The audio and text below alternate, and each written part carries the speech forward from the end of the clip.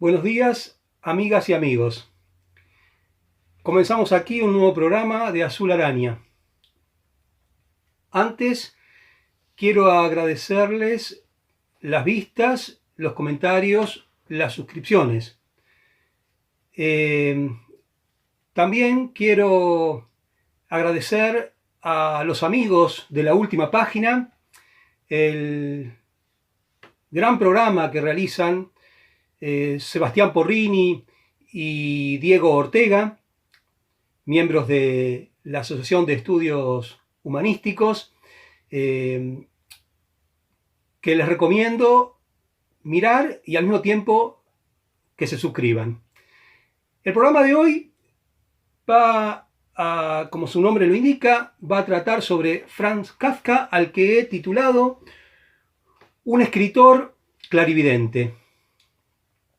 Kafka nace en 1883 en Praga, ciudad del Imperio Austrohúngaro, cuya capital es Viena, que va a deshacerse al fin de la Primera Guerra Mundial.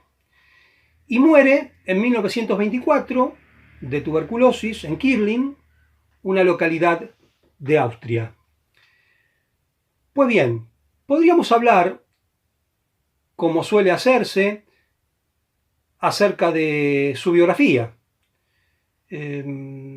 acerca de su familia, la relación con el padre, la relación con una de sus hermanas, con su madre, sus amigos, la relación con el trabajo, su profesión de abogado y su tarea en la compañía de seguros, su adhesión al judaísmo a partir de los 30 años, su salud tan endeble desde el punto de vista físico y espiritual, sus internaciones, su vegetarianismo,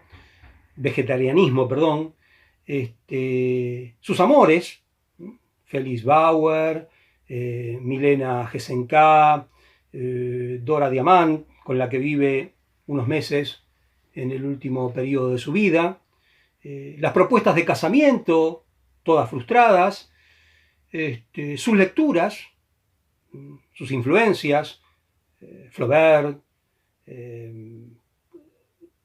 la educación sentimental, especialmente, Dickens, Goethe, Kierkegaard.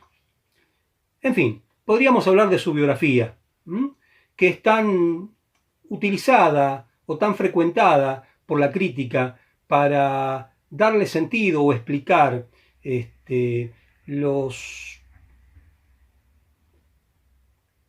sentidos de su obra, de su enigmática obra.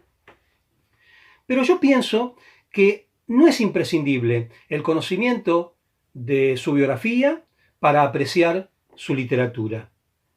Hay una frase que lo representa: pues no soy más que literatura. El goce de una obra literaria puede anteceder a cualquier interpretación, ya sea biográfica, psicológica, histórica. La obra se vale por sí misma. Solo me permito citar una frase del mismo Kafka, algo que Kafka le dice a Rudolf Steiner, el famoso teósofo, en 1911.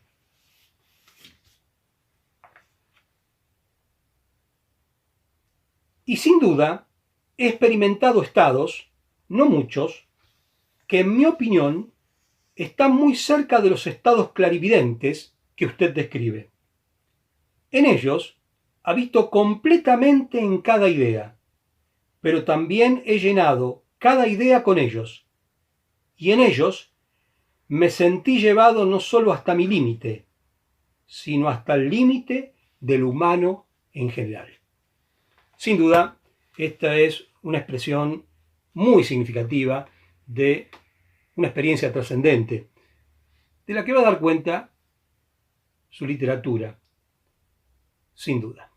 Muy bien, él ha visto y expresado ese misterio de la vida que no se puede revelar, ese mundo incognoscible, inefable, del que no se puede decir más de lo que el universo es, el absurdo en el que el hombre vive, la pena que causa, el sufrimiento, el miedo, la angustia, la frustración, pero también aparece en su obra el deseo de salir, el ansia de libertad, la aspiración de la justicia, su obra es muy ética, el bienestar y la felicidad, que desgraciadamente le ha sido negada.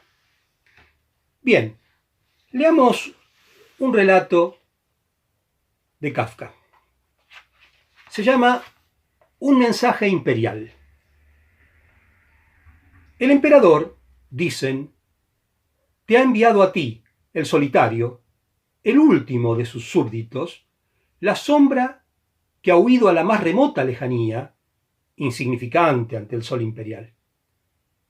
Precisamente a ti, el emperador te ha enviado un mensaje desde su lecho de muerte. Hizo arrodillar al mensajero junto a su lecho y le susurró el mensaje al oído. Tan importante le parecía que se lo hizo repetir con su propio oído. Asintiendo con la cabeza, corroboró la exactitud de la repetición. Y ante la muchedumbre reunida para presenciar su muerte, todas las paredes que lo ocultaban a la vista habían sido derribadas, y sobre la amplia y elevada curva de la gran escalinata formaban un círculo los grandes del imperio, ordenó al mensajero que partiera. El mensajero partió en el acto. Es un hombre fuerte, infatigable. Extendiendo ora un brazo, ora el otro, se abre paso a través de la multitud. Cuando encuentra un obstáculo, señala sobre su pecho el signo del sol. Avanza mucho más fácilmente que ningún otro. Pero la multitud es enorme. Las salas son innumerables. Si ante él se abriera el campo libre, ¿cómo correría? Qué pronto oirías el glorioso sonido de su puño llamar a la puerta. Pero así, qué inútiles son sus esfuerzos. Todavía está abriéndose paso a través de las cámaras del palacio central. Nunca terminará de atravesarlas. Y si terminara, no habría adelantado mucho. Tendría que descender las escaleras, y si lo consiguiera, no habría ganado gran cosa. Tendría que cruzar los patios, y después de los patios, el segundo palacio circundante, y más escaleras, y más patios, y otro palacio, y así durante miles de años, y cuando finalmente atravesara la última puerta, pero esto nunca puede suceder, todavía le faltaría cruzar la capital, el centro del mundo, donde su escoria se amontona sin fin. Nadie podría abrirse paso a través de ella, y menos todavía con el mensaje de un muerto. Pero tú te sientas junto a tu ventana y te lo imaginas al caer la noche. Bien, estamos ante un mensaje que debe venir del emperador. El emperador es el representante de Dios en la tierra, pero ese mensaje no llega, no va a llegar nunca, porque el misterio es incomunicable. El hombre solo puede imaginar el sentido incognoscible del universo. Lo único que puede hacer es imaginar. Así es como al final dice, pero tú te sientas junto a tu ventana y te lo imaginas al caer la noche. Imagina el mensaje, no recibe el mensaje. Y ese personaje al que se dirige el narrador, el tú, es el hombre común, es el hombre al que ha sido enviado el mensaje, el solitario, el último de los súbditos, la sombra que ha huido a la más remota lejanía. Y ese tú involucra al lector. Y por qué no, al mismo Kafka, desdoblado en el narrador y en el receptor de su propio mensaje. Bien, hermoso relato. Para mí, el mejor Kafka está en los cuentos y en los relatos cortos. Yo recomendaría la lectura de los mismos. La Metamorfosis, Un médico rural, La condena, en fin, algunos de los que voy a nombrar ahora. Después, más atrás, vendrán El proceso, sus famosas novelas, ¿no? El proceso, América y El castillo.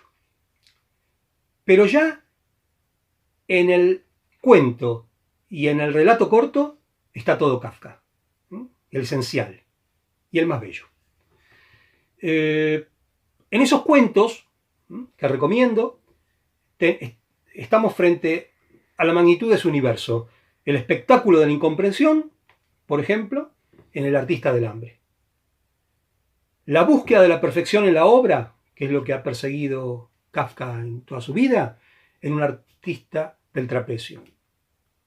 El sentimiento de infelicidad y de condena, no solo por la relación con el padre, tan tratada, sino con la vida misma en su conjunto, en el primer relato de importancia que escribió llamado La condena, que va a publicar en 1919. La dificultad de curar el espíritu en un médico rural.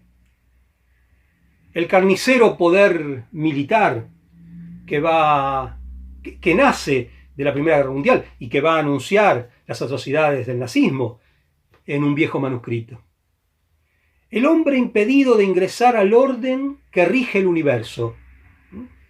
Ese destierro espiritual, ese pecado original, ¿no?, que viene de la cultura judeocristiana, ese hombre desterrado del paraíso, en el famoso cuento Ante la ley. La burla y el sarcasmo al europeo medio, en la figura de ese mono que hace el informe para una academia. El terror y la tortura, nuevamente, pronunciando las atrocidades del fascismo y del nazismo en la colonia penitenciaria, con esa terrible máquina de torturar y matar. El mal irrefrenable, seguido de muerte, en El buitre. El proceso de construcción laberíntica que conlleva toda una obra en la construcción. La monstruosa depreciación de una persona hasta convertirlo en insecto o en nada, en un mundo hostil en la Metamorfosis. La fugacidad de la vida, el tempus fugit en El pueblo más próximo. Pues bien, este mundo de pesadilla que va a mostrar su literatura, que ha dado origen a un adjetivo, ¿no?, que es kafkiano. Este mundo de pesadilla, de imágenes fantásticas, de escenas sorprendentes, que rompen por momentos la lógica de nuestra imaginación, está escrito con un alemán conciso, sobrio, preciso, con una estructura lógica de construcción, que hacen fácil la lectura, no así su interpretación. Con una economía enorme de palabras, él nos introduce en la opacidad, en lo extraño y en lo inquietante. Borges, por su estilo, lo denomina el escritor clásico de su época. Bien, toda su literatura es una lucha con la vida. Sus personajes son protagonistas de lo imposible. Pero yo pienso que él, muy a pesar suyo, llega a su destino como un gran escritor. Hubiera querido ser feliz, sin duda. Hubiera querido escribir otros libros, los libros felices. Y he ahí la razón por la cual entiendo que le pide a Max Brod, su amigo, que a su muerte destruya toda su obra. Buena parte de su obra no se hubiera conocido porque no fue publicada en vida. Por ejemplo, las 3 famosas novelas que nombré anteriormente. Y Max Brod, con buen criterio, no destruye la obra. Pero entiendo que Kafka, si hubiera querido que eso se produjera, la hubiera destruido él. Y como dice Borges, además de no querer destruirla, por eso delegar en otro el hecho, que él sospecha no va a suceder, además del mensaje de su destrucción, quiere dejar el mensaje de que esa obra debiera ser destruida por lo imperfecta, porque no son los libros que quiso escribir, porque están incompletos, porque no ha acertado aquello que se propuso, o simplemente, repito, porque hubiera querido escribir libros felices. Pues bien, nosotros, un tanto egoístas, nos apiadamos de su infelicidad y nos conmovemos por su extraordinario arte. Bien, por último, quiero establecer una relación entre Kafka y Dante, porque como el gran autor florentino, él también hizo alegorías e imágenes terribles y hermosas. También en su obra, en su literatura, aparece el infierno y el purgatorio, convertido en escenas y en situaciones y en argumentos que colocan a los hombres en un tránsito por la vida, en la tierra, producto de esa experiencia que habíamos citado inicialmente de carácter clarividente. Kafka sabe, Kafka ha visto, ha entrevisto, ha comprendido. Ha comprendido es el misterio y al mismo tiempo la dificultad de desentrañarlo. No olvida el paraíso. El paraíso es una aspiración, un deseo de perfección y de felicidad que, desgraciadamente, ha sido inalcanzable, ¿no? Y en toda esa obra no está ausente la figura de Dios, de un Dios infinito y múltiple que los hombres no pueden comprender. Bien, para terminar, me gustaría leerles un breve relato que se llama El pueblo más próximo, que dice así. Mi abuelo solía decir, la vida es increíblemente corta. Ahora, al recordarla, la veo tan apretada que, por ejemplo, casi no comprendo cómo un joven puede tomar la decisión de ir a caballo hasta el pueblo más próximo sin temer y descontando, por supuesto, la posibilidad de una desgracia, que ni el espacio de una vida normal y sin contratiempos baste para empezar siquiera semejante viaje. Bien, tempus fugit, el tiempo es fugaz, y la demostración de ello en la hipérbole de un viaje que no puede iniciarse, que no puede resolverse, completarse, ni siquiera iniciado. Y obviamente por esa situación, el absurdo. Bueno, espero que les haya gustado, que se suscriban y que nos volvamos a ver la próxima semana con un nuevo autor y una nueva obra.